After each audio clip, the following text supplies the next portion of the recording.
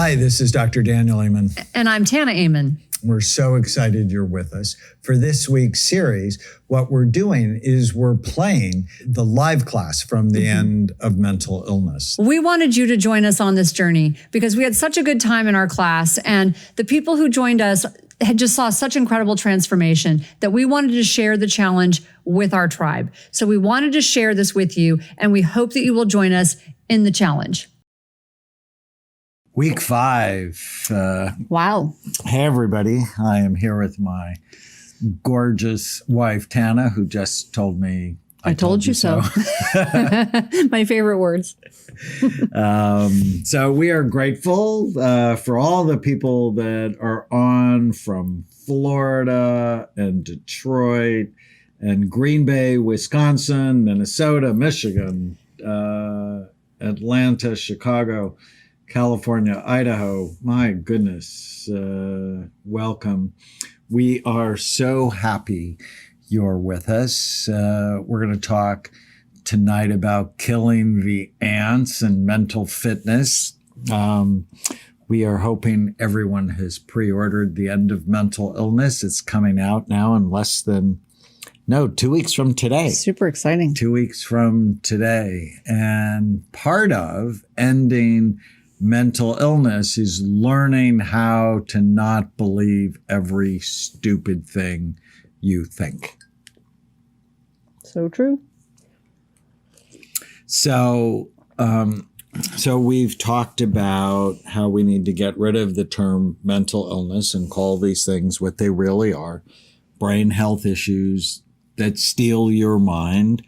We talked about bright minds, how to prevent or treat the 11 major risk factors that steal your mind. And last time you were gone and we all missed you terribly. I know. I missed you guys, but I was working with Chloe. That was really fun, I have to admit. It's always fun for me when I get to be on set with Chloe. So yeah. We have a daughter who's a young star. And but once you optimize the physical functioning of the brain, once you optimize the hardware of your soul, you then have to program it properly. And so we talk about ants, or automatic negative thoughts that steal your happiness. Yeah, it's really, so this last week I posted something on Instagram, and you never know what's going to hit with people. Like, it's so weird, but it was just a saying, don't let your mind bully your body, which is essentially killing the ants. And it sort of resonated with people. And it's just so true. We so often allow our minds to bully our bodies, which is a really bad thing to happen. But what really struck me, because these last few weeks I've been fairly tired, like running around like crazy, and we have sort of an adjustment in our house. And so it struck me. One of the things that causes people to allow their minds to bully their bodies or the rest of their lives is when something happens that changes your routine. Your sleep pattern is interrupted, or you don't eat on time, or it's not always just your thinking all by itself. Sometimes there are certain things that cause your thinking to shift, right? Maybe you're tired, or your blood sugar is low, and so you want to really be paying attention to some of those things. And as we go, maybe we can talk about that. Well, the ants are more likely to attack you when you're at that time of your menstrual cycle for women. Because hormones. And when But by the way, if you're a man, menopause, never say that. You don't get to say it if you're a man at all. Oh, no. If you have Do 5 not sisters, say it. you totally can say it. No. Or if you're a Not out loud. psychiatrist. Not out loud. Not to your wife, No. at least. But if you're a psychiatrist, you totally can say it. Because you want to know the truth. That makes people more vulnerable. It's true. It's totally true. When you're not at that part of your cycle, it's like, oh, I know that's true. But when you're at that part of your cycle, you don't want to hear that from your husband. Or if your progesterone is low. Oh, yeah. No, I'll end up on the 6 o'clock news. I know it. So, yeah. Your ants go high when your progesterone level is low. So if you haven't slept, For me, sleep and not exercising, I just am not the same person. Somebody from Canada, Arizona, Mexico. We have all of North America. Love that.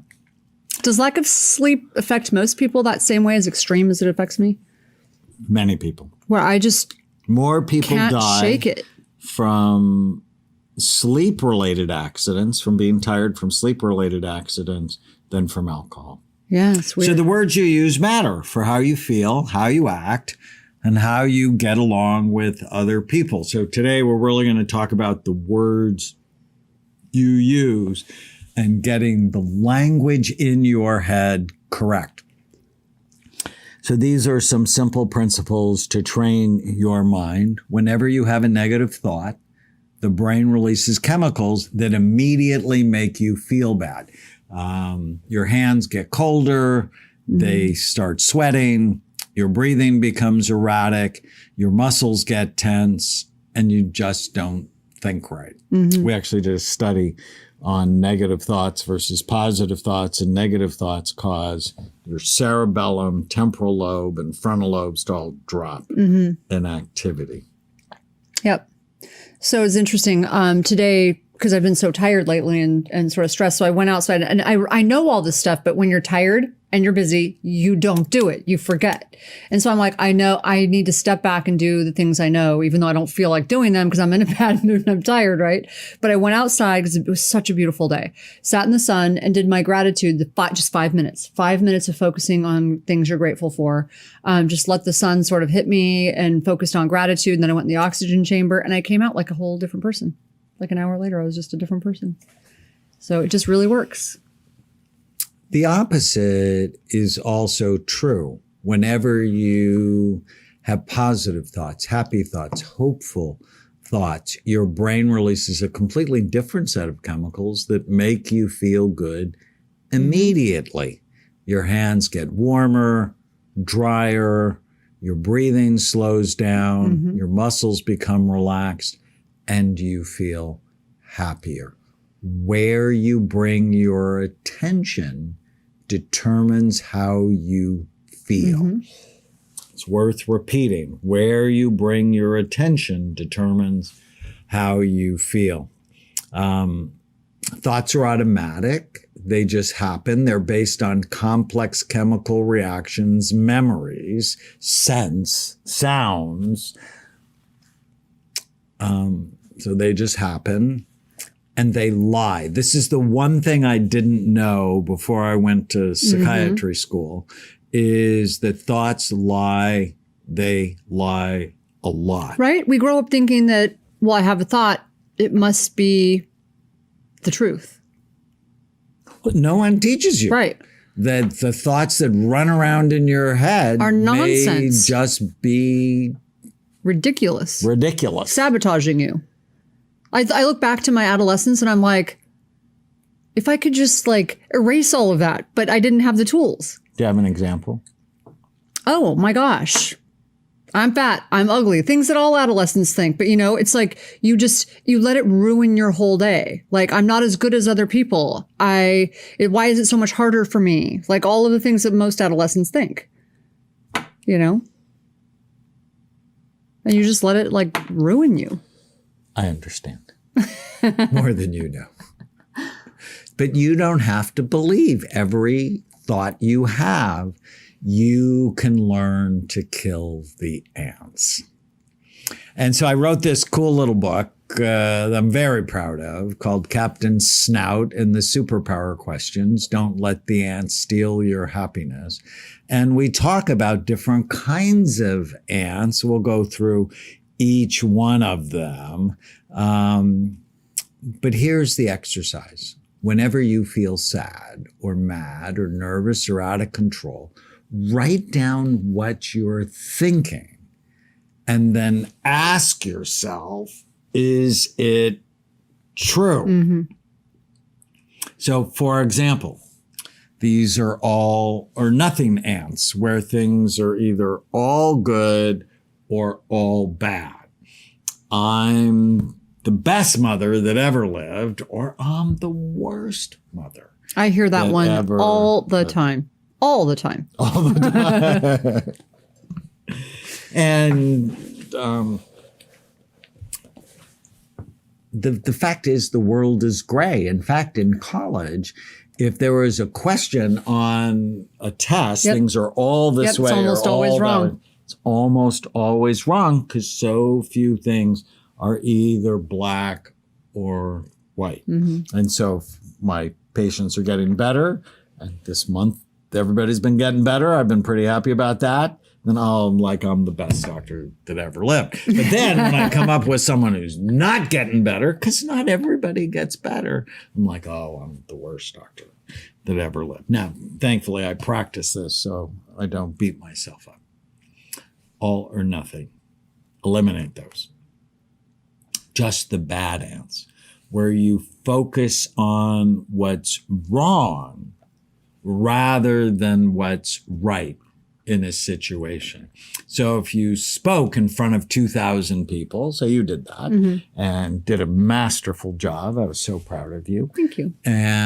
But if like one person fell asleep in the front row, you just go, oh, well, I was so boring.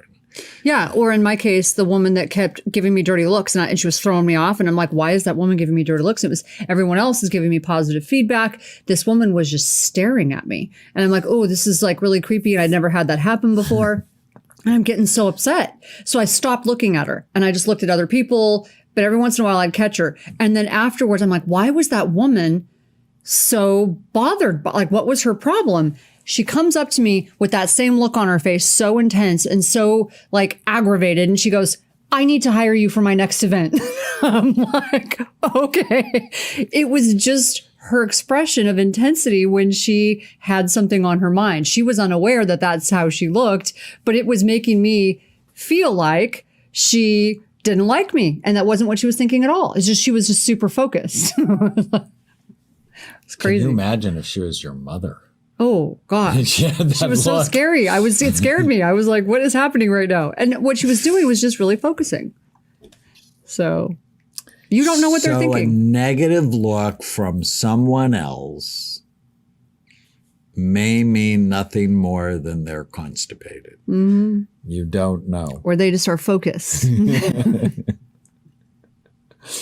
I'm glad you didn't do that during. Do you remember I came off stage? I'm like, what did I do wrong? Did I offend that woman?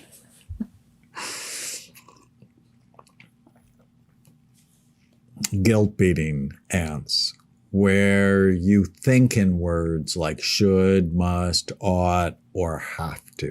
This is my I also call them should and shaming should all dragons, where we'll talk about that coming up over the next year. But I'm good at this one. You're really good at this one. I'm good at shooting all over. And when you grow up Catholic like I did, or, you know what I've realized, it could be Jewish, it could be Russian, it could be Asian, that the should and shaming ants are just so prevalent in our society. Now, let me be clear. Of course, there are things you should and should not do. But trying to motivate behavior with guilt just doesn't work. If I think I should go see my dad, well, I won't do it because the thought makes me feel bad. But if I replace should with I want to, or it's my goal to, then I'll go do it. Yeah, it changes how you feel. So if, when I think about my relationship with my dad, well, I want to go see him. I love him. He's one of my best friends. Or it's my goal to have a relationship with my dad. And so then I do it because I don't feel bad about it. And I don't want you doing things because you should do them. I want you doing things because they fit your goals, because it makes your life better. Like I should kiss you at night. You should do that. I should. Yeah. It fits my goals. But you still should. Wow. But as soon as you go should, then you don't want to. Really? Actually, for me, and that's not labeling ants. This is where you label someone else. This is when you get on the freeway in Los Angeles. Term. Yeah. It's full of ants. And here, the problem with labeling, and psychiatrists do it all the time. You're bipolar, you're borderline, you're antisocial, you're narcissistic.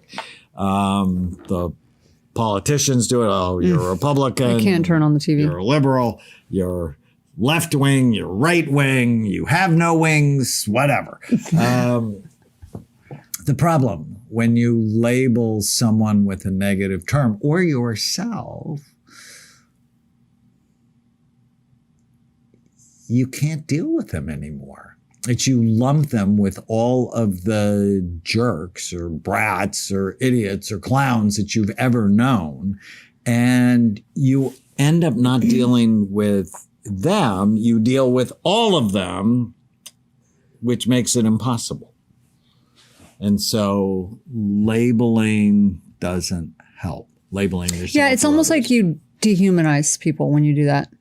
It's when I'm on the freeway and I get frustrated and you say something to yourself, hopefully, but you get so frustrated, but you don't see that person as a person. It's just this anonymous sort of faceless person. It's easier to be mad. Then all of a sudden you pull up and you see this little old lady driving and it's like, oh, like they become human again, right? So it's much easier to dehumanize people, I think. If you're enjoying the Brain Warriors Way podcast, please don't forget to subscribe so you'll always know when there's a new episode.